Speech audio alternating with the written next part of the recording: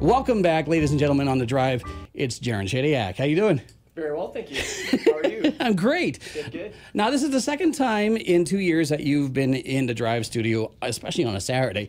And this is the first time, though, that you are coming in as a brand new band called Belcara. Mm-hmm. Yeah. So what's the transition from the Jaron Shadiak band to Belcara? Well, we were going through some changes as a band, and we wanted to find a name that was appropriate with those changes, and also as a small sort of comedic antidote. Jaron Shadiak band doesn't fit very well on ticket stubs, so yeah. But mostly it was out of the necessity that we were becoming tired as a group, and we wanted to find something that fit and meshed well for us as a group. So yeah. I do recognize some faces from last year, so introduce the rest of the band if you would. Yeah, so the lineup's still the same. We have Rowan Wallace. Say hi, Rowan. Hello. Hi. And Adrian Fitzpatrick. Hey, how's it going? And Ricardo Germain. Hey, what's up? Now, Adrian, last time I think you had to sit out because we couldn't get your bass set up. Yep. We fixed that this year. We fixed that this year. So, what type of music do you guys play for anyone who is just unfamiliar as of this point? Acoustic folk indie rock. Cool. I guess, yeah. Would be the You easiest just way. grabbed as many genre names. Yeah. We'll throw in some punk in there. Yeah, might as well. exactly. Yeah. And you guys have roots here in Prince George as well as up and down British Columbia. Yeah. Well, we're all. Well, no, Ricardo, you were from Ontario I'm from originally. Ontario originally. Yeah, I think I'm the only one that's out of province here. Yeah. But yeah, Adrian and Rowan are from Poco, and then I'm from Prince George originally. So yeah. Right on. Yeah. You guys are going to be performing tonight at Art Space, and alongside special guest Genevieve Jade, you have with you Elliot Slynn, who accompanied you during the road trip, and you were saying that it is handy to have a gentleman like that on the road trip because that is a styling poncho. Yeah. Yeah. I mean, when you're traveling through the central interior BC at like 3 a.m. and you see a man smoking a cigarette outside wearing a poncho, the intimidation factor is high. But he's a gentle giant. Fair enough. And a kind man. Yes, but it's all about the presence, right? Exactly. It's the energy in the presence and stay the heck away from my van. So let's give people a taste of what they can hear tonight at Art Space. If you wouldn't mind, please take it away. What song are you going to play? This is a new one. It's called Time on You. It's Belcara on The Drive.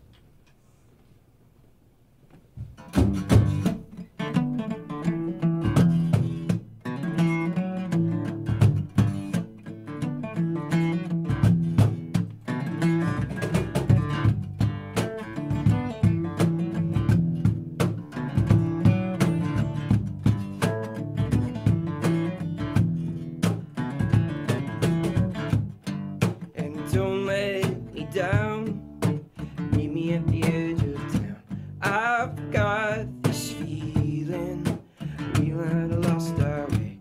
All these street signs, all these straight lines now.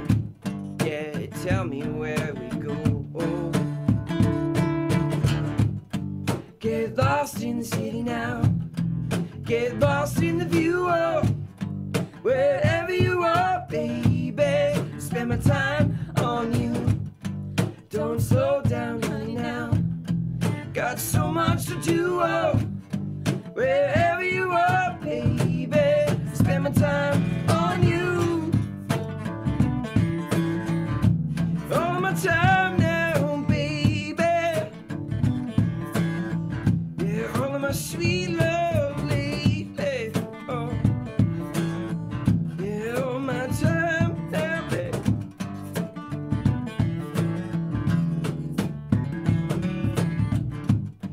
In a word sound, the roar of the stately town. I've got this feeling, not a lot up for you. All these street signs, all these straight lines now. Oh, would you tell me where to go? Get lost in the city now. Get lost in the view. Wherever you are, baby. Spend my time on you. Don't slow down, honey, now. Got so much to do. Wherever you are, baby. Spend my time on you. All my time now, baby. All my sweet sounds lately. Oh. Oh, oh, oh. Break it down, all right.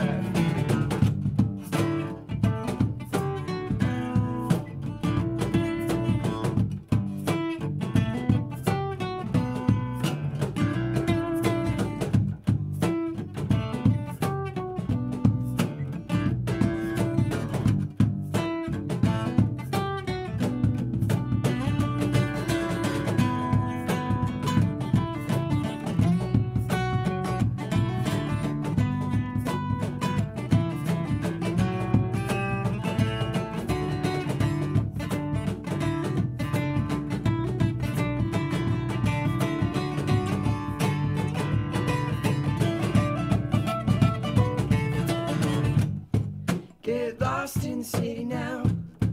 Get lost in the view. Wherever you are, baby. Spend my time on you. Don't slow down, honey, now. Got so much to do. Wherever you are, baby. Spend my time on you. Yeah, all my time now, baby. Oh. Yeah, all my sweet love, baby. And all my time, oh.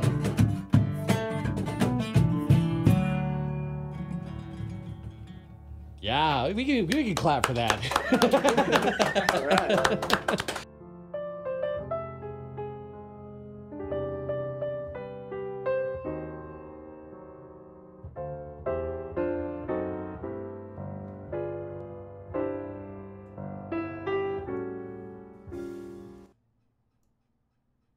Oh, that didn't work.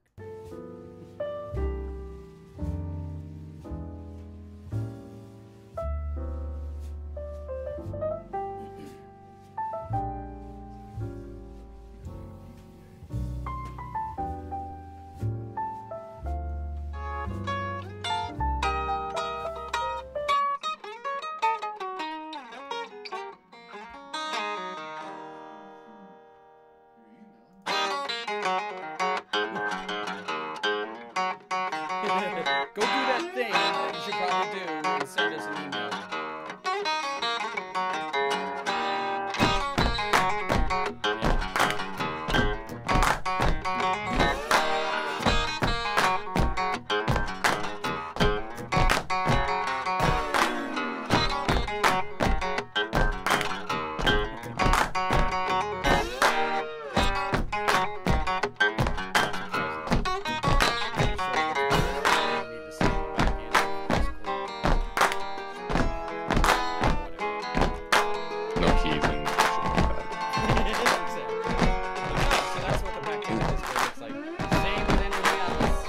Yeah, I was watching this Twitch stream, and guys playing Fortnite or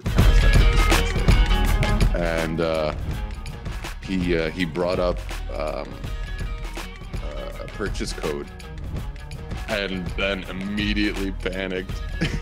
Oh god, I'm live on Twitch right now. Fuck, I gotta put that in.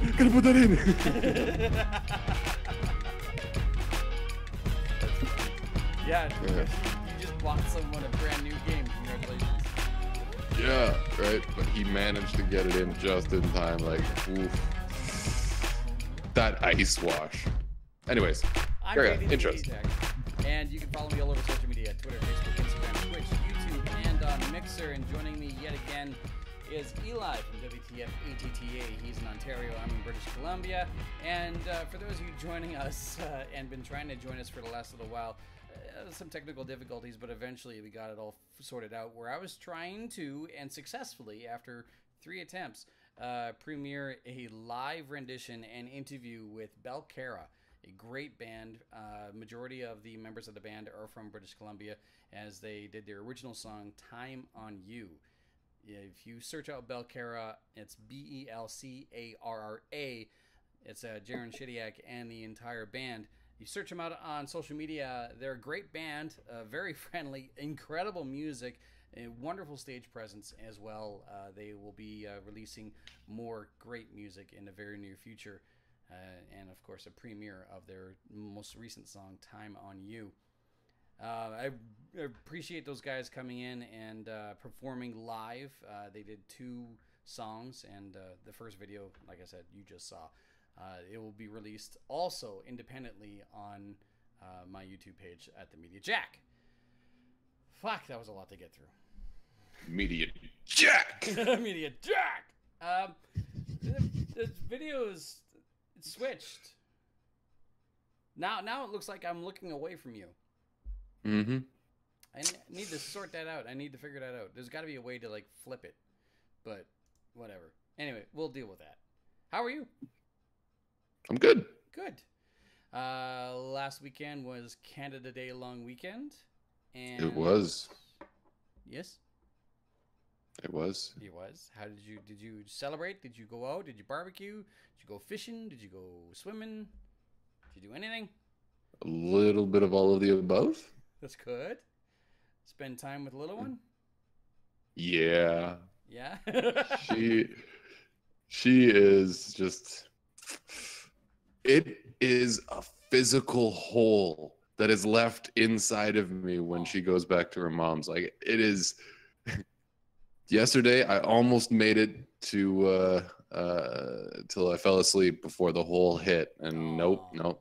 It was about 7 o'clock. I got up to go and like, I was just sitting on the couch, right? I just got up to go do something, and then I saw like one of her toys that I'd missed cleaning up, and that was all it took. I was just like, oh, my baby's not here. Yeah. I miss my baby. Well, I mean, she's a pretty special little girl.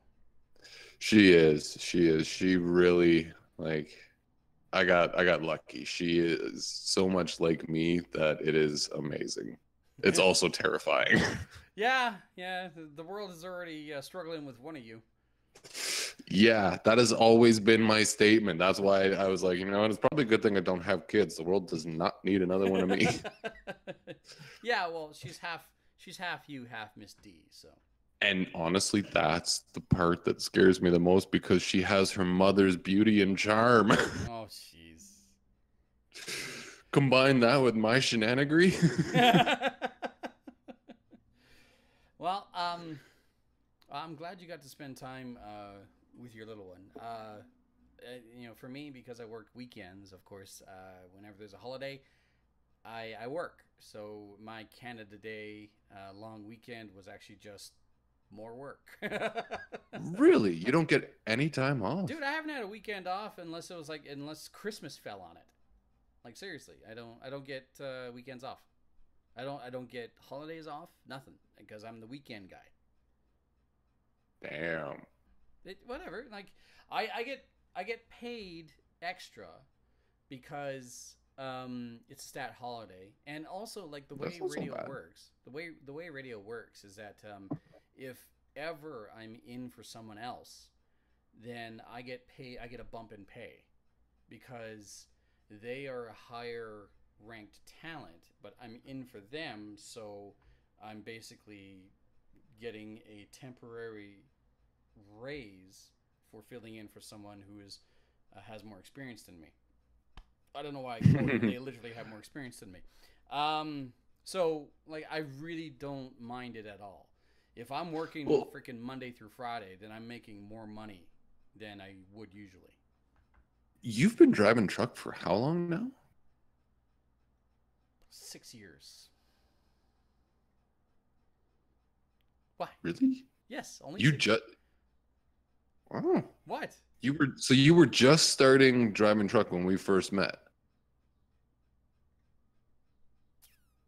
Because it would have been about 6 years ago. Yeah. So no, I got my class 1 license back in 2012, right? And that's when I went to Grand Prairie. I was introduced. Okay, so we did know before Yes. you got your license. Oh yeah. Yeah. I was introduced to you guys thanks to Harley Morenstein from Epic Mealtime. Before that. Mm-hmm. Yeah, because I remember when you went to Grand Prairie. So, and that had to have been at least almost a year before we met. Yes, that is absolutely true. But yeah, what does this have to do with anything? Like, how did I go from I make more money when I'm filling in for someone else and I work weekends to I drive truck for how long? Welcome to my mind. I still make a shit ton more money driving truck than I would on any day working at a radio station. Like there is a literal $10 difference. I have an honest question. Yeah. Do you have one of those little Simpsons autopilots that they use for trucks? So that you can like just lay back and just like cruise control down the highway. Okay, so technology has finally gotten this far where some of the newer vehicles that the company that I work for has just got in recently. They do have lane detection, so the truck autocorrects, and they do have cruise control with forward sensors. So if someone's in front of me and they slow down and I'm on cruise control, the cruise control will back itself down. Oh my God, that's amazing. I don't have it to the point where it's like I want to go here and in I go and then I'll make myself a cup of coffee, but it is definitely up there. It's pretty close. It's one step away from tying that into the GPS. That's true. It is true. Also, that is like all the trucks that for the company that I work for, they all are governed and not regulated. I guess governed, regulated, whatever. I can't forcibly hit cruise control above 95 kilometers an hour. I can stomp on it and I can go until it runs out. But also they're governed on cruise control and. Each one of them has GPS. Mm. So at any point in time, my dispatch can go JD's here. Yeah. And he's here and here. Yeah. How fucking fast is he going? Well, yeah, they get real-time stats as to like not only how fast I'm going, but if I've like spiked the brakes at any point in time. Mm. So that's a good heads up, especially considering Humboldt. Yeah. Actually, just recently, ironically enough, okay, so Humboldt. We'll touch on that. What? Sorry, I just segue. figured it was a great little segue. It is a great little segue. Humboldt. So charges were laid for the 29-year-old truck driver. 16 charges of criminal misconduct. Dangerous driving causing death, 13 charges of dangerous driving causing bodily harm. Yeah. Shit, I can't remember. There was at least 2 other charges, but I can't remember what they were. Let me look it up. But they fucking threw the book at him, and then they found another book and threw that at him. There's actually a further update to this. First court appearance for Humboldt bus driver, Humboldt crash truck driver.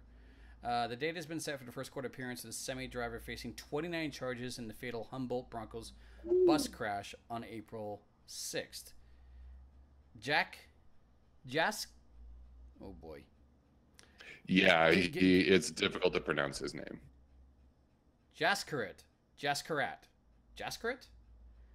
Mr. Sadu will be appearing in court in Melfort, Saskatchewan tomorrow morning. Sadu is facing 16 charges of dangerous driving for a motor vehicle causing death and 13 charges of dangerous driving of a motor vehicle causing bodily harm. Now, last I saw, and I could be wrong, but he was a new hire to that trucking company. He was, yes. And I think he was on a long haul too. I think so. No, you know what? No. That was speculation we were having last time we were talking about this. That's right. I don't actually know what the cause of the accident was. Well, one thing is, for crying out loud, why am I getting updates during a live stream? One thing is for sure is that the truck hit the bus. Okay, so the truck hit the bus, but the truck went through a stop sign and a flashing red light. That much we know for sure. Yeah. Also, there are, like, if we go back and look at the map of where the actual accident happened, there is a little bit of grass, trees, and a little bit of shrubbery that, like, kind of sort of in the way. But if he had stopped at that stop sign, it wouldn't have mattered. Yeah, the fact that his vision was obscured by those trees doesn't matter because, like you said, had he stopped at the stopped at the stop sign, it wouldn't have mattered. No, it wouldn't have mattered.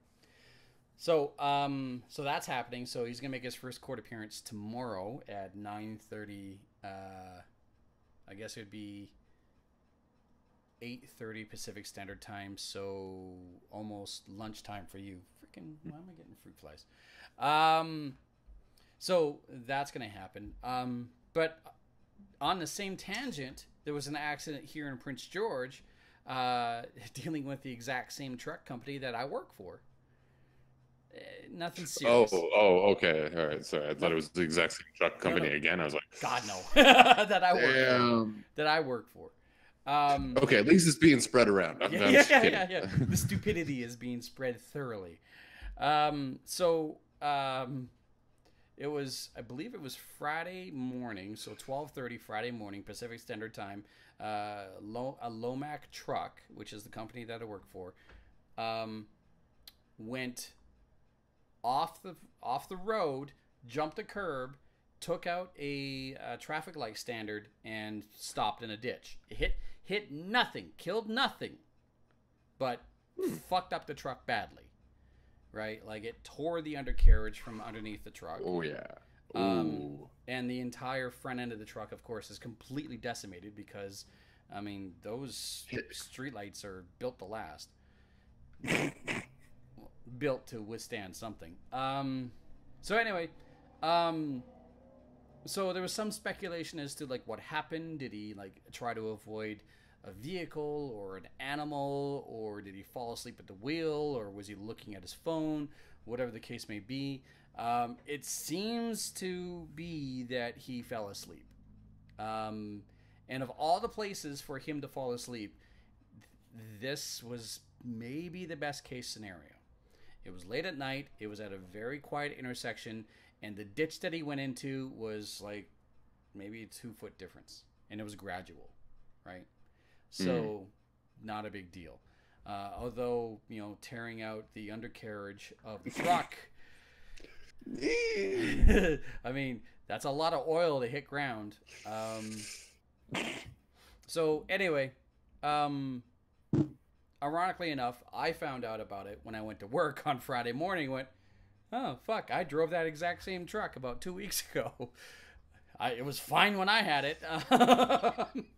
But one of my coworkers posted a question, like, did you see this accident? Blah, blah, blah, blah. What'd you think? And so the comments started coming in, and I'm monitoring the comments on Facebook because I have access to the Facebook page for the radio station. Now, I'm not monitoring it as in like I'm trying to defend the company that I work for.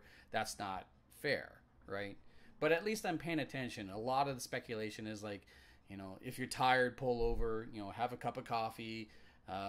Thank God no one was hurt. Maybe he was dodging a moose. Maybe blah, blah, blah, blah, blah. Like, it was all reasonable, right? Until there was this one jackass. It's always one. Oh, there's always one.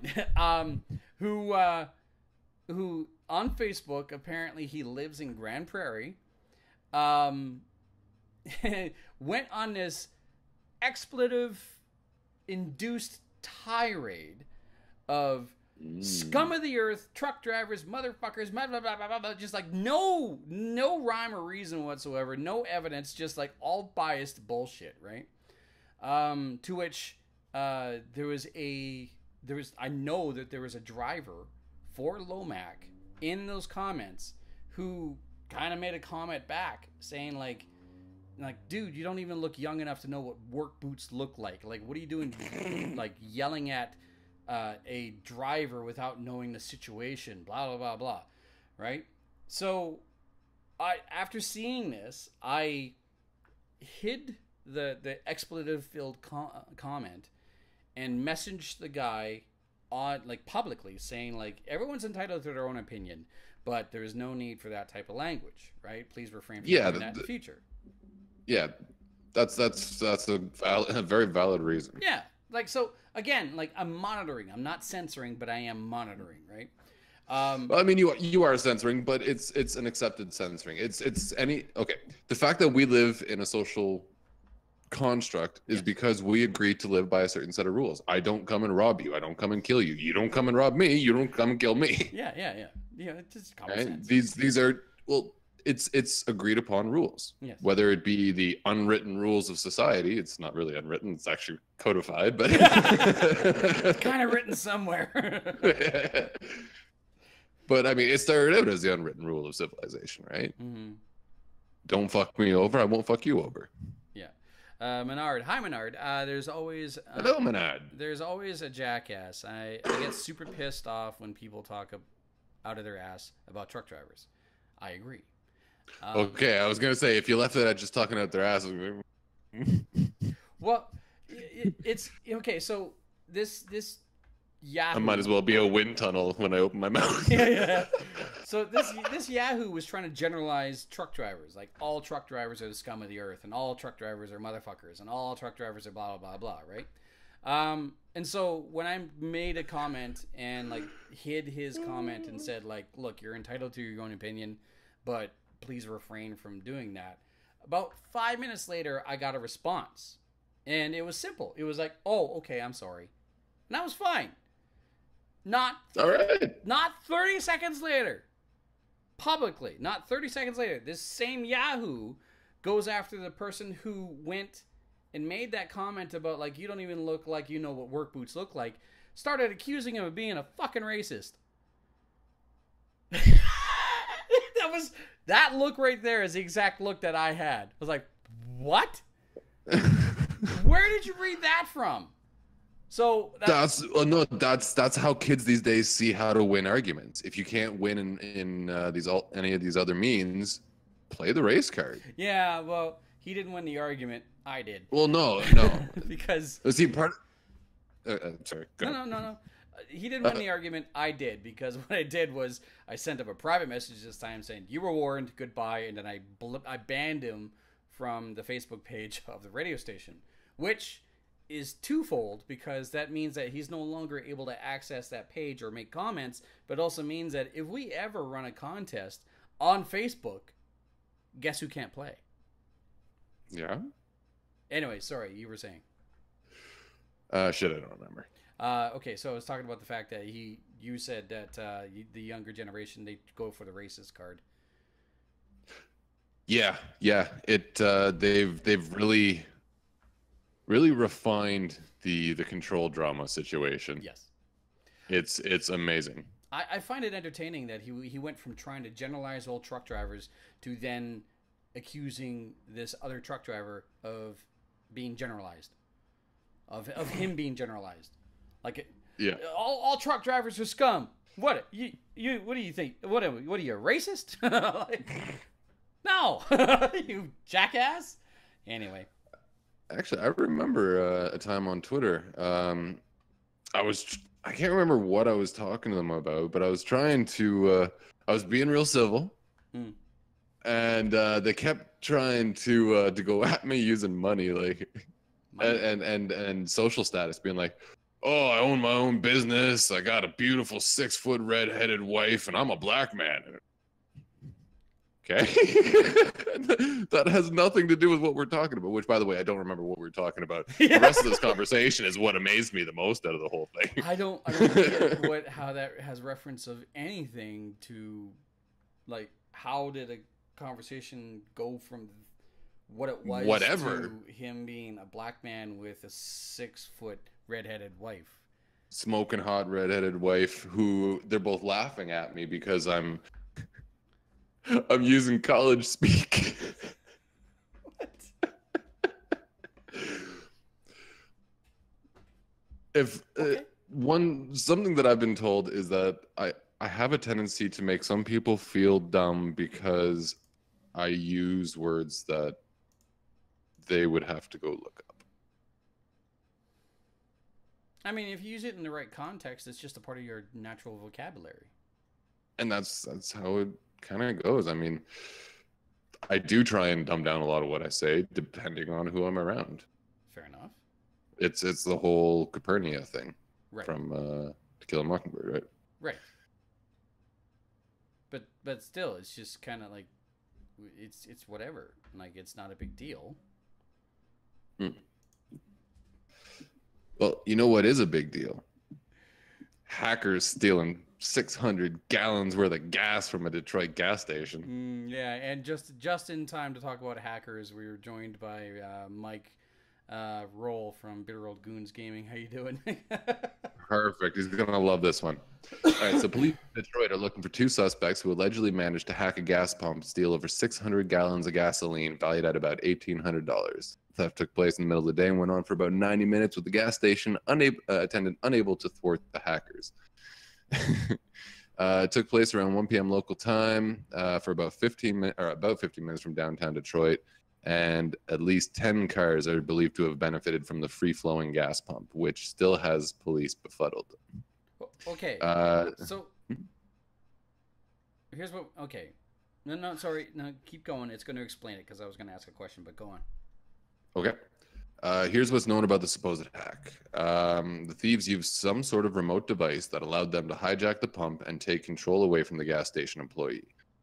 Police confirmed the local publication that the device prevented the clerk from using the gas station's system to shut off the individual pump.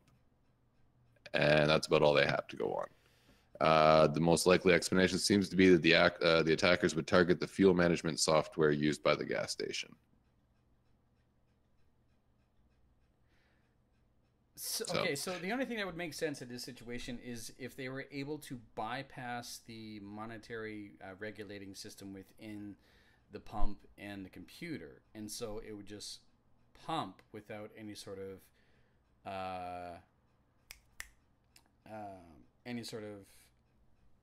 authorization.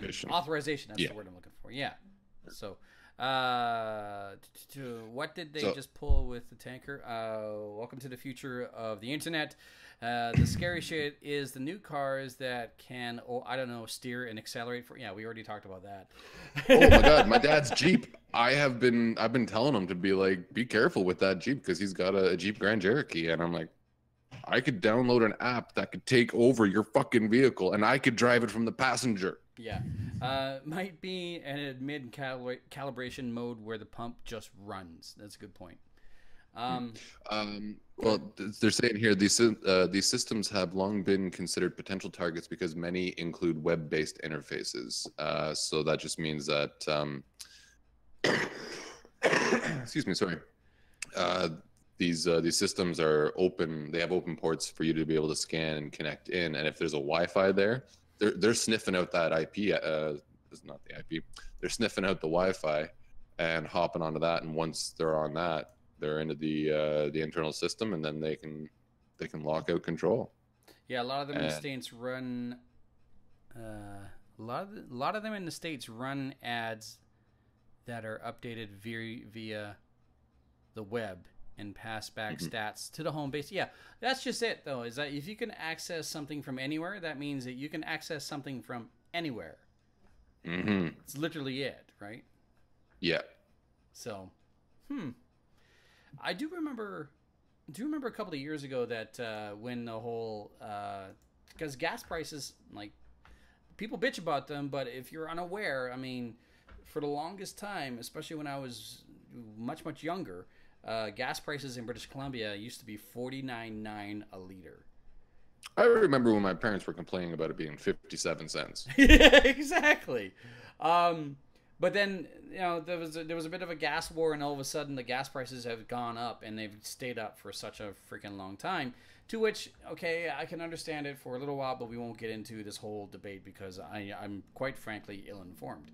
But I do remember that there was a while ago, they were able to get a pumper truck into a vac mode, and they went and hooked up to these people hooked up to a gas station tank in plain daylight, as if they were filling up the pump or filling up the tank, but instead they siphoned off hundreds of liters of fuel and then buggered off.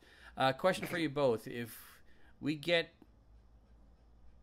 to a tech stage where I'm gonna bring this up. I have a hard time reading this. Okay, if we get to a tech stage where you can augment your own brain with hardware, would you do it? Imagine having your brain hacked. No. Oh, no. It's something that I've been actually concerned about for a while, is biomods and things like that, where we become dependent on cybernetics. We would stymie our own evolutionary growth, in my opinion. But also, like, you know, like, if I really wanted to learn Kung Fu, I'll go learn Kung Fu. Thank you. There's something to be said about actually earning it versus just being given it. Yeah, that's actually a very, very good point. Anything given does not have the same value as anything earned. Minority agrees. So nope, she's not going to have her brain hacked, even if it was willingly. Oh, there was a show called Bar Karma. Yeah, I know. Bar Karma? As in, like, drinking establishment? Yeah, it was actually kind of like a purgatory thing. This guy was stuck in this purgatory bar. Okay. And he had to do shit to fix his karma before he could move on. And so one of them was he ended up having to go to, because you can go to any time to do shit. He ends up going to the future, where everyone is connected to the internet through a chip in their brain. And you can get shut off by that. No thanks. Right. And so someone ends up hacking the system. And it was a really interesting episode. I wish I could remember more about it, but the show didn't last for very long, unfortunately. Studies suggest reliance on GPS may reduce hippocampus function as we age. In other words, if we rely too much on GPS, then we won't be able to figure our way around naturally. Well, yeah, you're not like, okay, I'm going to turn left up here. Because you're like, okay, when am I going to turn left, GPS? That's a good point. It's one of the reasons that I really liked Sea of Thieves, is working on the navigational bearings. Yeah. You learn how to go north, south, east, west real quick. Yeah, and just being aware of, like, okay, what time of day is it? Okay, the sun's there, then that's got to be east, or it's got to be west. All right.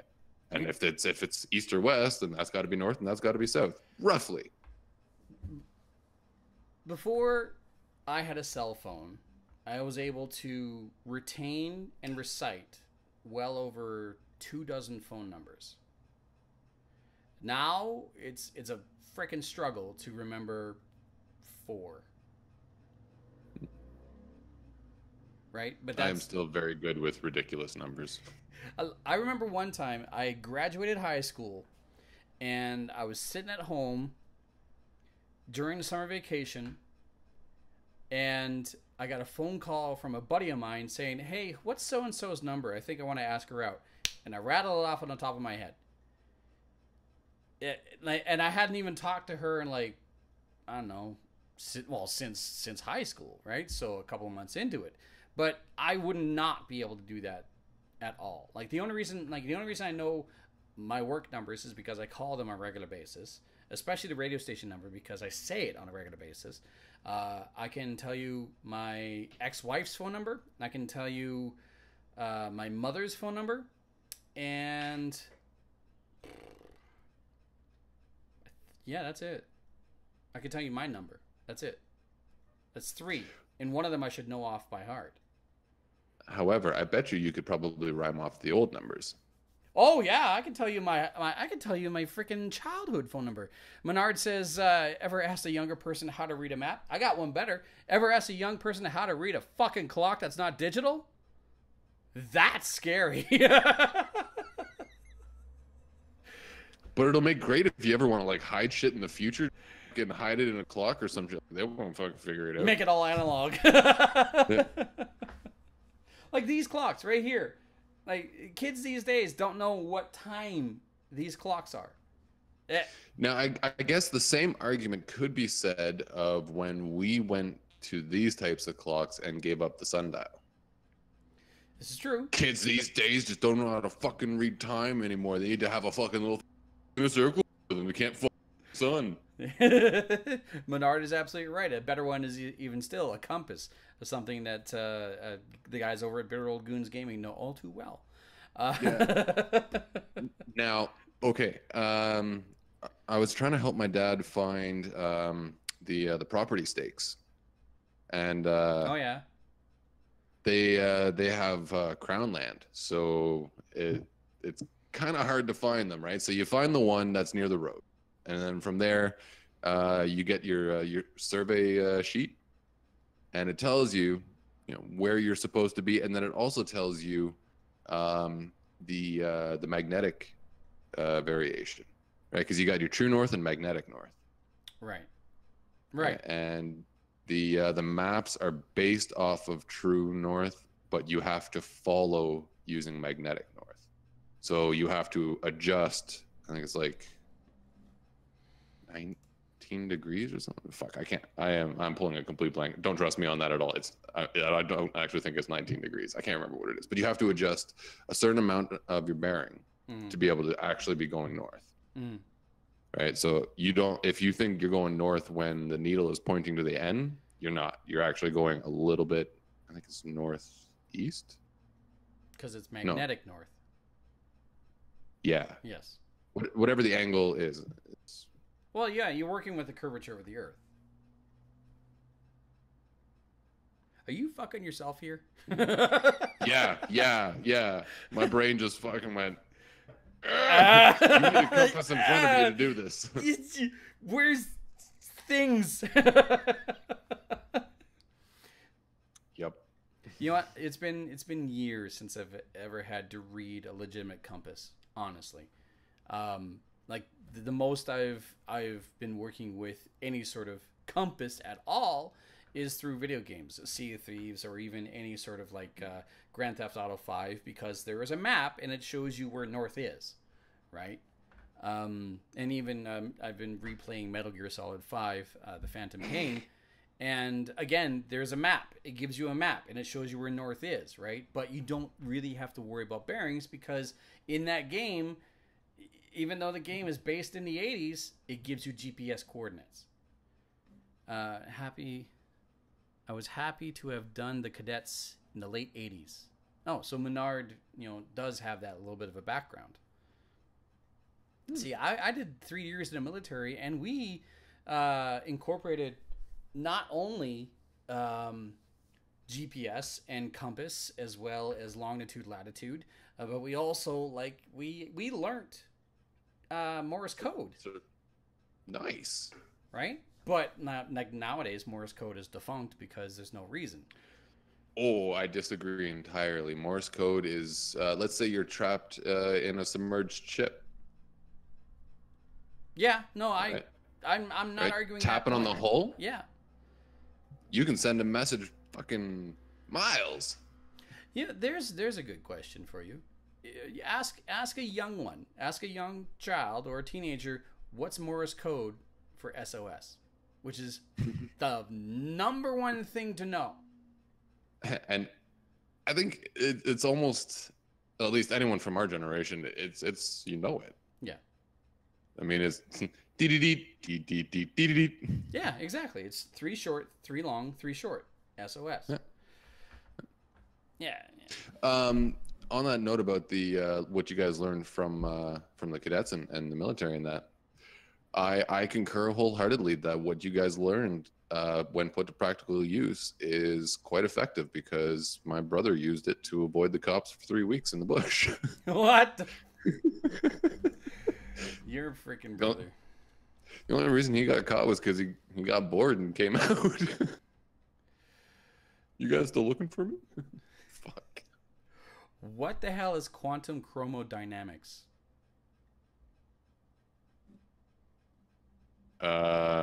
Quantum colors? No. Oh, theoretical physics. Okay, Bitter Old Goons Gaming just came up and said, I use QCD. Oh, CQD. What the fuck is CQD? CQD. Close quarter decisions. Close quarter decking. Oh, instead of SOS, he says, come quick danger. Come quick drowning. Come quickly distress. CQD. Okay. CQC is, quote, close quarters combat. See, now, if I were to hear those, though, I mean, Call. I don't know if I'd quarterly recognize distress. it. If I heard dee-dee-dee. Oh, I'd recognize that immediately. All right, yeah. And also, if for whatever reason I'm sitting in a fucking submerged ship tapping away SOS, I'm probably also, just so I don't go crazy, I'm going to switch to 2 shaves and a haircut, 2 shave. Shave and a haircut, 2 bits. Thank you. Shave and a haircut, 2 bits, yes. Fucking Din, din, din, din, din, din. Yeah, when I'm thinking about SOS and using Morse code and all that stuff, my brain automatically goes back to an episode of MacGyver, the original MacGyver, where Richard Dean oh Anderson. fuck it, the man himself, The man. where he for some reason was stranded out somewhere and decided to the best way to get a message out was to use Morse code. And how he used Morse code was he climbed a telephone pole, cut into the insulation of a telephone line, and then with his knife, started tapping the line, just hoping that someone was on the phone. That's actually a really good idea. Aren't those lines charged? Yeah, but it's mild. Oh, okay. So he'd be feeling it. Like, okay, yeah, I'm making connection here. No, he wouldn't feel, because what he's probably doing is crossing the two, so there's a bit of like a short. Okay, fair enough. But yeah, I just remember that specific episode. It's just fucking weird. But yeah, on that note, if you ever want to watch or learn about electricity, Medi, this guy.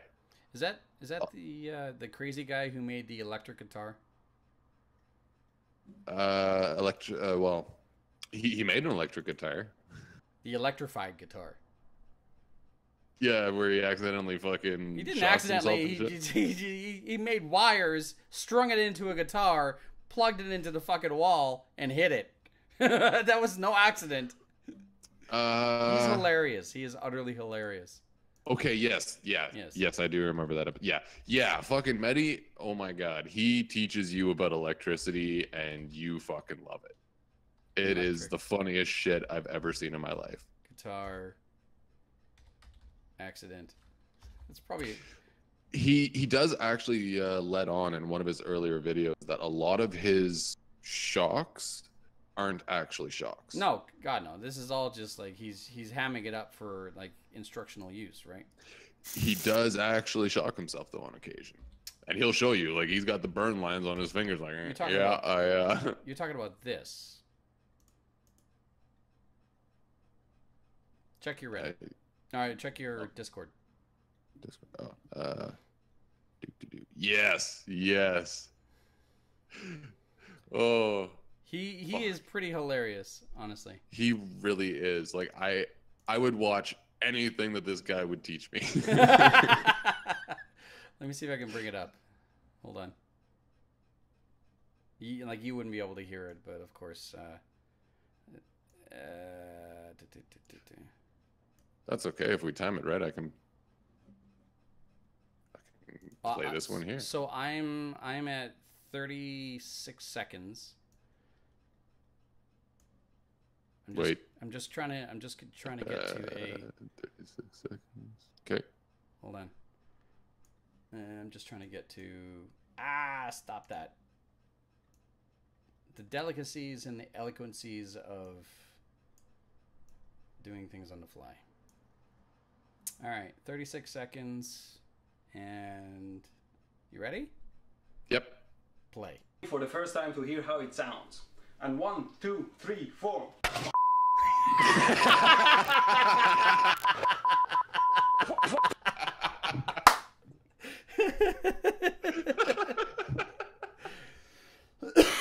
I'm gonna have to figure out how to make that more smooth next time, but he is hilarious.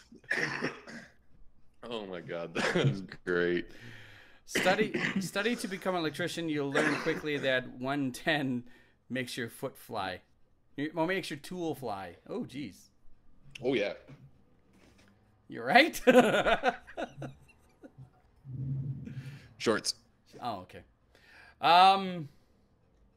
Yeah, it's like SOS. Okay, so the whole point is like SOS is it officially is has been defunct. The Canadian government, as well as most branches of the Canadian military, don't find it necessary anymore. There are way more easier and efficient and simpler ways of communication. So SOS is basically not necessary. It's the same thing. It's the same thing as handwriting. Apparently, like that's going by the wayside as well. Yeah. See, okay. Getting rid of SOS just seems silly to me. I understand that it's redundant in today's day and age with the communication that we have. However, yes, for survival means, you can do that with smoke signals. You can do it with a mirror, with a lantern. Like you can Morse code with so many things. It's entirely if you're a survivor, a prepper or whatever, and you don't know Morse code, you are not a prepper. No, you're some dude who's out there trying to make do with very little experience. Mm-hmm. Yeah, because Morse code is your one crucial means of like communication. Like, let's say you have a facility set up, right? Not a facility, but you have a quote unquote compound. It's got palisade might be a little bit too much. It's got a wooden fence, Yeah. a log perimeter, we'll say. Right. You can use a reflected mirror to signal on your way in, right? So like, let's say you've got people who have to leave the compound to go and forage for supplies, hunt, so on and so forth. Yeah. When they come back, they would flash a mirror or whatever, right? So that you would know, okay, everything's okay. But if you see them and they don't flash a mirror, then you know shit's up. Yeah. No, that makes sense. Right. Or you could do it vice versa, and you could have the mirror and be like, danger, danger. Yeah. Will Robinson. Will That might take a while to Morse code that one. Who the hell's Robinson? Menard asked a question. If it still should be though, Morse code. It still should be active. What if the grid blows? How can you communicate? I agree. I utterly agree. It is an absolute survivor's necessity. Much like being able to find your navigational bearings using just the stars and the sun alone. Yeah, you'd be surprised. Like I'll admit that I look up at the sky these days and I go, pretty, and I can't really tell anything, right? But I can always point out the Little Dipper and the Big Dipper as well as Polaris. So, like, I do have that still retained, which would give me some sort of bearing. But yeah. That we're almost pushing an hour. I wanted to touch on. Okay, you brought up the story about Logan Paul. And well, here's the thing. Is that okay, so it was a little while ago. About 3 weeks ago. Logan Paul apparently had two stalkers show up at his place and not only try to get into his premises, but also they apparently defaced and damaged one of his vehicles. To which, like, you dumb son of a bitch, you let the people know where the fuck you live, and you have no regard for any sort of trouble or backlash or any sort of a negative situation. And also, like, if you don't know how popular you are and how sought after you are by crazy people, then it's your own goddamn fault. Now, it's unfortunate that this happened to him, and I can actually relate because I was telling Eli off air that I, at one point in time, have had stalkers. It's not fun. It's entertaining at times, but it's not fun. It's a little bit creepy when they stand outside singing, "One is the loneliest man you'll ever see." No, mine was worse. Quick story about it, if you don't mind. Sure. What happened was it was high school, of course. That's when all the crazy happens. It was high school, and I was single at the time, and there was a couple of young girls who wanted to date me. But they legitimately asked me out, and I told them, like, no, thank you. I think I gave them the excuse that I just wasn't into dating at that point in time. And it got worse from there. I mean, they were doing the typical high school things. Now, this is like pre-text messages and pre-cell phones and all that stuff. So it was notes and letters. And at one point in time, there was a list of things that her and I had in common. And I was she gave me a copy of this list. And I should have fucking kept it because it was hilarious. Because apparently the things that her and I had in common made sense to her, but there was shit on there that I had absolutely no interest in whatsoever. But according to her, in her mind, we did the exact same thing. So it was like, we're made for each other. No. So anyway, she found out where I lived, and I was living with my parent. I was living with my father and his wife at the time, of course, because I was still just a teenager. My room was in the basement, and my room was the perfect teenager room. There was no windows. It was just four walls, posters, nothing but posters, right? Had a little hidey hole for the porn stash, the whole deal, but no windows. So that meant it was the perfect teenager room because it was dark at night. I can get some sleep. Like, I could listen to Peter Gabriel until I fell asleep. It was fine. But apparently one time when I was at work, these two girls, one of them was more into me than the other, came by my house, and my dad was home. And I don't know, instead of knocking on a door like a sane person, they were knocking on the living room window. It's like a giant big bay window, right? And this is according to my dad. So they were knocking on the living room window, and my dad goes and answers the door. Now, we had one of those houses that if you were familiar with the house and you were familiar with the family, you don't knock on the front door. You go around, you go through the carport, and you go to the back door. Right? Just if you were familiar with it. So anyway, they're knocking on the living room window, and my father goes to the door and goes, yes. And they go, oh, is JD home? And my father says, no, he's at work. And she goes, apparently they said, oh, well, okay, just let him know that I'm gonna use the real names because fuck them. Janelle and Michelle came by. We want to know if you wanted to go to the park. And my father goes, okay, well, I'll let him know. And so I come home from work, and it's late at night, and so my dad is the only one up, and he says, oh, a couple of young girls came by. They looked kind of cute.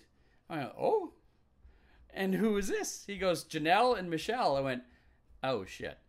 He goes, what? Like, they look kind of cute. Like, the blonde one, I mean, she looked really, really cute. I mean, she had a nice figure to her. I was like, Dad, stop. Just fucking stop. He goes, what's the problem? I go, they harass me. They won't leave me alone at high school. It's getting bad. He goes, oh, okay. Well, whatever. Like, no, fucking, laying crazy is never a good idea, right? No. So, fast forward to about a week later. It's a week and a half. Fast forward to a week and a half later. Guess what? On the weekend, I'm at work. And my dad and his wife come home to find Janelle and Michelle literally trying to break into the house through the basement, through my stepbrother's room, which was adjacent to my room. Now, my room didn't have a window. His room did. How in the fuck would they even... That's when my dad figured out that, oh, JD's right. These women are crazy, and we got a restraining order. Good call. But yeah, they were literally trying to break into my place. Oh, okay. You know what? I just had a thought. I think if I ever have any sort of like issue with guys stalking my daughter, I'm gonna go and get some of those bank dye packs where you can't get it out of your and just fucking just hide it in random places, right? They fucking come checking shit out. Poof! Hey, buddy, you look like a fucking Smurf. What were you up to? I agree with Menard. Nut jobs. They were utterly nut jobs. There is actually a final chapter to this entire story. Fucking Facebook. So Facebook, like, I don't know what it's like anymore, but I do know that I still get friend suggestions and whatnot. It popped up. And one of the things that popped up was, Janelle, you guys have friends in common. Maybe you want to be like one of these things, like, for fuck's sakes. So I know that if it popped up for me, it popped up for her. So like within a couple of days, I get a message from her. Oh, hi JD, how you doing? Type thing, right? So I go and look, because as soon as someone makes contact with you, you don't get full access to their profile, but you do get limited access, right? And I see that, oh, there's wedding photos. Oh, she has a child. Oh, she's moved on with her life. Okay. She still lives in the Lower Mainland. I live in Prince George. I'm not too worried about this entire situation. So I started talking to her. I don't add her as a friend at this point in time. But we start talking, and yeah. Red flag. I get it. Fuck off. Let me finish my story. So, there was a saying out there saying, like, when you wear rose tinted glasses, all the red flags are just flags. So anyway, her and I start talking. Now, keep in mind, at this point in time, I was actually still married to Darla. And so I'm chatting with Janelle online through Facebook and asking like, how are things, blah, blah, blah, or I saw you got married, yada, yada, yada. And then it comes out like, oh, yeah, we were married, but I see a whole shit ton of red flags now on my screen. Thanks, Menard. So anyway, Janelle lets it out that, oh, yeah, no, her and her husband have since gone ways, but she has full custody of her child. I went, oh, yeah, cool. Right on. Okay, well, good for you. She goes, yeah, it's great. Like, the family's helping me, blah, blah, blah, blah. Like, okay, cool, right? And then she drops the question, did you happen to see the name of my child? No, I didn't. Let me look. So I go rifling through her Facebook page and look at the photos and whatnot. Her fucking child's name is JD.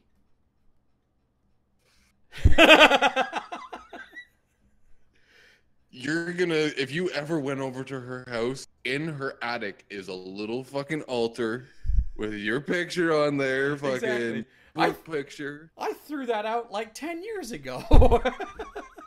But her fucking straight into my heart. Yeah, her fucking child's name is JD. And I did a quick look, and there's no one in her family that shares even remotely the same name as me. No one.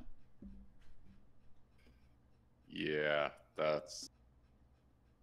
I blocked her immediately. Like I literally had problems sleeping for like the next 4 days. It was bad. No doubt, fucking PTSD and shit. Yeah. Having fucking flashbacks, waking up in cold sweats, expecting to see her hovering over top of you with a knife. Like, exactly. Can I get you a meal?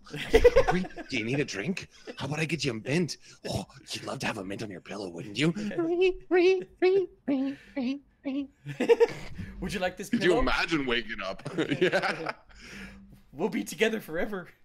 Oh, I know. You know what? I hate to say it, but that might actually occur. Like that, I feel like that's an actual possibility. You might wake up with a pillow over top. See, this is why I enjoy the security of living in an apartment building, because I live on the top floor, so, and there's many different buildings or many different apartments. But yeah, in fact, I'm pretty damn sure that if anyone dared to go and try to search her out, because I don't even want to look. It's like kind of one of those things like, nope, seen it once, I'm good. But I'm pretty Pandora damn sure. didn't open the box a second time. Yeah, no, exactly. Fuck Which no. is kind of ironic because she fucking shoved Hope back in there and fucking locked it up tight. Yeah. What the fuck is wrong with that? Metaphors. So anyway, yeah, that's my stalker story, is that there's a former stalker of mine named her first child after me. That is definite stalker material. Yeah. And it wasn't yeah, like, just to put more icing onto this shit cake here. It wasn't like she got out of high school and got pregnant immediately. When she contacted me and the photos in her Facebook were of an infant, that was 2011. So that would have been 13 years after I graduated. I can't even gloat about machismo. That's just fucking creepy. Like, it's just gross. It is. It's like saying Buffalo Bob likes you on Facebook. It puts the lotion on its skin. Or it gets a hold again. Crazy lady material for sure. I agree. Yeah, she's gonna be hucking cats in a few years. Let's talk about crazy ladies to wrap up this show. Tanamongo, TanaCon, that entire thing. A quick update as to what happened. Remember when we talked about TanaCon? She did that in protest to VidCon, and she literally did it like down the street from VidCon. And the premise of this entire thing was, fuck VidCon. They didn't give me a featured creator badge, and so I was forced to deal with the public, and I felt unsafe, and blah, blah, blah, blah. Even though VidCon is still, they invite you to show up. It's not required, but they invite you to show up. So, last we left off, we left off with the fact that it was rather impressive that she did this thing within a month, even though it kind of fell apart. But 20,000 people showed up when she was estimating 5,000 people to show up. And the whole thing had to get shut down because there's some supremely underprepared and understaffed, and things were bad and whatever, right? So we finally got confirmation of this entire situation. 20,000 people didn't show up. 15,000 people did not show up. She sold 5,000 tickets. 5,000 people showed up, and they were ill prepared. The room that they had booked in this Marriott hotel to hold this con could only have a capacity of just over 1,000 people at a time. There was no water. There was 3 security personnel at any given time. The most they had at any given time was, I think, they had scheduled 25 security personnel, but it was only for one day. And they're supposed to give away free tickets. Now, if anyone follows me on Twitter, they'll see that my Twitter says JD at the Media Jack, and it says TanaCon free ticket holder. Now, she was supposed to give away these free tickets, and it was completely optional to buy VIP tickets, which would get you line cutting privileges and a swag bag that's worth 4 times or 3 times the amount of the ticket purchased, which was $65, right? Turns out there was not a single free ticket holder, period. The 5,000 people that showed up were 5,000 VIP, quote-unquote, featured fucking creator ticket holders. And those 5,000 people got the swag bag that had $10 worth of merchandise in it, including the Tana condom, which was probably... yes. So, where does this leave everyone? Tana Mongo has not been active since. The company that she hired to throw this all together, Good Times, which was run by this 21-year-old douchebag. I can't remember his name, and at this point in time, not important enough to remember. Ill-experienced and running off of Mummy and Daddy's income, has apparently been scamming a few people for these other cons and whatnot, is on the hook for giving out these refunds because he signed a contract. Not only did he sign the contract saying that his company takes full responsibility, but he also signed the agreement that states clearly on it that the conference room that they had rented only has capacity for 1,100 people at a time. So he's on the hook for all the refunds. There will be a class action lawsuit, and he cannot go after the Marriott Hotel because he made the signature himself where the number was clearly there. There might even be a class action lawsuit against Tana Mongo herself because there is video footage, and it's made it online, of her being told that the room holds 1,100 people, and her making a statement saying like, yeah, but people like to be outside and feel like they're repressed. People enjoy that shit. It creates stories.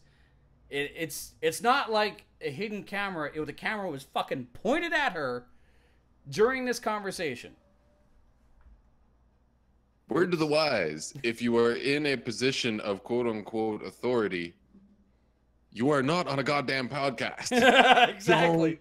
Don't say stupid shit. Save that for me. let me just do a quick search to see if there's anything else here. The problem with YouTubers criticizing other YouTubers. TanaCon explained, conspiracy questions answered. News. No, that's actually a good point. That was kind of an unwritten comedians. You never ever make fun of another comedian. No, God no. Right? But the only comedian that you're allowed to make fun of now, though, Mencia. And Bill Cosby. Oh yeah, and Bill Cosby. but Mencia, because he's fucking Krusty the Clown. I mean, he never fucking wrote an original joke, I don't think, ever. Oh, he did. He just ripped off a Did lot, he? and that's what he was Okay. known for. Yeah. I was a huge fan of Carlos Mencia. I thought his rants, which were original, like, okay, his comedy specials, those are in question, but his rants at the beginning of Mind of Mencia, they were brilliant. They were utterly brilliant. But anyway, Tanamango. So the people at VidCon have actually gone on record to say that not only are they not laughing at this entire situation and clusterfuck that happened at TanaCon, they actually, like, they were standing there horrified, looking at everything unrolling and just developing in front of them. They didn't feel pity, but they did feel like this was a bad idea. And the former CEO of VidCon, Hank Green, actually went to apologize publicly to Tanamango for what caused this entire situation. The fact that a year ago she did not get the feature creator badge, and that was a miscue on his behalf. And he took no joy in what transpired over at TanaCon at all. So at this point in time, everything is just kind of up in the air. But TanaCon event CEO slams Tanamango. She would just blah blah blah blah. It's just bullshit. It's just back and forth. Point is that the entire thing was, there were no free tickets. There were capacity sold VIP tickets, to which everyone was a VIP, which means no one was a fucking VIP. They overbooked 5 times the amount, anywhere from 4 to 5 times the amount of capacity of the actual arena itself. They were understaffed, ill-prepared, no water, no food, no shade, and it is on record that Tanamango said that she enjoyed the idea of the people outside waiting in line and being repressed and suffering out there. And so none of this is going to work out well. I'm just going to do a quick search on YouTube. Has she posted anything? Don't. Well, Nope, nothing. She has not made any sort of comment. In fact, the last thing that she posted, I'm pretty sure this is she's just clickbaity all over the place. The last thing that she posted, I'm pretty sure, was like a pre-recorded and scheduled video, and it was 3 days after TanaCon happened. It's a video called "How to Cake Your Face Like a Hoe." And she is visibly naked on screen, covering her own chest, naked in my Kononos edition. Like, some of the stuff Wow.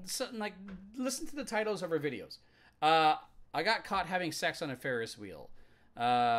Getting high with me, 420 edition. Nasty Jack in the Box. Why I won't be attending VidCon. $45,000 night in Dubai. 6 months later, we're finally ready to tell you what he said. My Tinder date tried to fuck my best friend. Exposed the Teen Choice Awards. Like, it's all just clickbaity BS, in my opinion. Like, I would see this stuff, and not to mention the fact that just looking at these tags just makes me cringe. It was a shit show. It was a shit show to begin with, and should have known better to try to create something in spite of something. Yeah. Karma's just waiting to kick you for that one.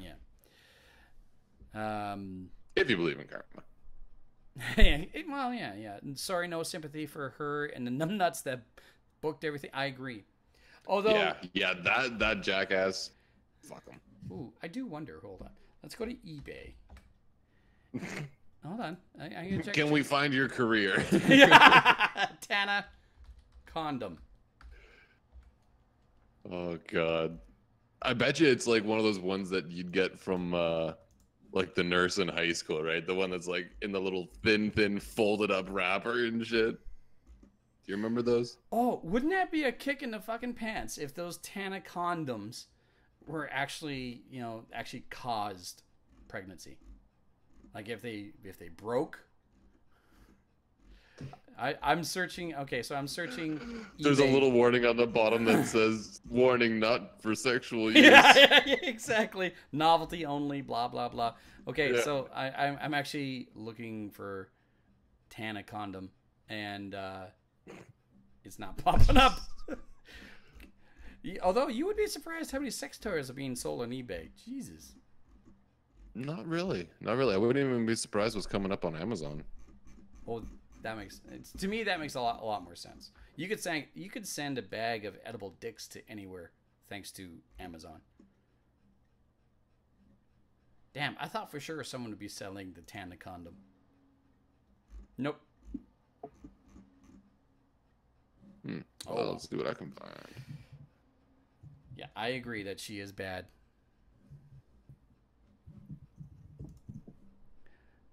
So yeah, on my thanks for joining us, Torpid. But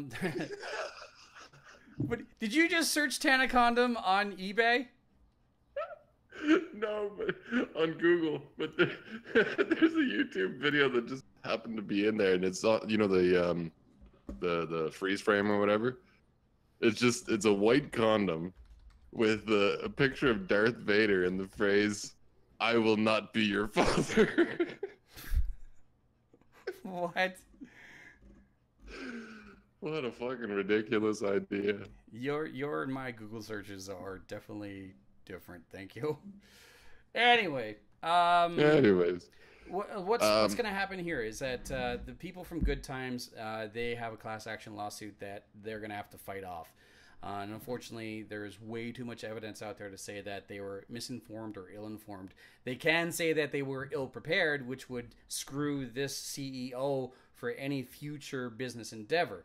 As for Tana Mongo, she has yet to officially respond in any capacity on her YouTube page. She's been active on Instagram as well as Twitter, but this is before we found out that there wasn't 15,000 people at her conference. There was actually capacity people for the amount of tickets sold at her conference, and they were still ill-prepared. So what's going to happen there, only time will tell. But I think, as like Shane Dawson did this entire 3-part documentary / investigation into this entire situation, to which I was kind of hesitant about it because there were definitely some areas in there that were scripted. But, I mean, there's a lot of stuff in there that, I mean, it's there for a reason.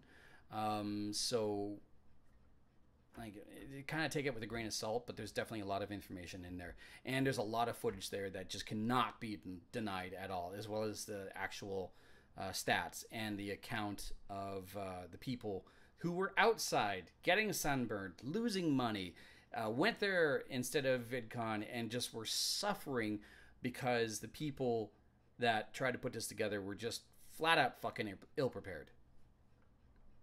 just a touch. Yep. So will she apparently she has this like lifetime ban now from VidCon.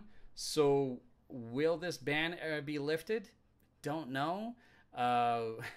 Is it going to matter in the future? Probably not. It depends on how she moves forward from here, basically. Mm-hmm. So that's all I got, and we've been rolling for an hour and a half. Yep.